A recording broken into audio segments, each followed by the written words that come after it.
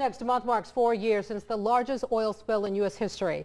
Just last week, BP reached a deal with the EPA to begin drilling again in the Gulf. BP won 24 exploration blocks, something folks here on the Gulf Coast aren't happy about. Local 15's Christian Jennings is live in our newsroom tonight with one business owner's story of frustration. Christian?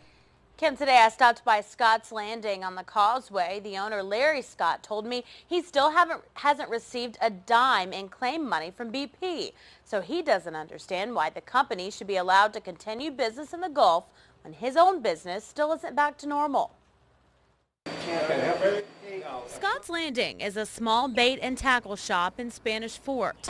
You don't have any more crabs?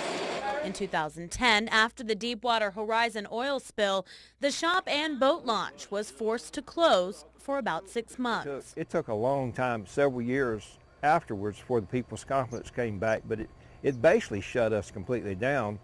I showed a tremendous loss, and 3 years later, I still hadn't received any money from BP, other than the money where I leased my boats out to them. Not a dime from BP for his claims, even though he lost more than $100,000. Everything's in limbo. In an auction held in New Orleans last week, BP was the high bidder on 24 exploration blocks in the Gulf for about $42 million. The win came just days after the U.S. agreed to allow the oil giant back into Gulf waters to drill for oil. Unsettling news for Mobile Baykeeper Executive Director Casey Calloway. Mobile won't get any money. The Restore Act can't move forward until BP settles their lawsuit. Instead, they're fighting giving us money every day.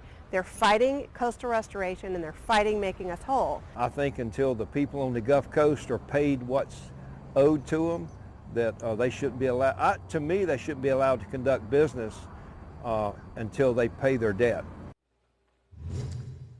And Larry Scott says business is good, but it certainly isn't what it was before the oil spill. He told me a big problem last year was a massive shrimp shortage, the worst he can remember, that many commercial fishermen in our area can't explain. He believes it's yet another outcome of the BP disaster.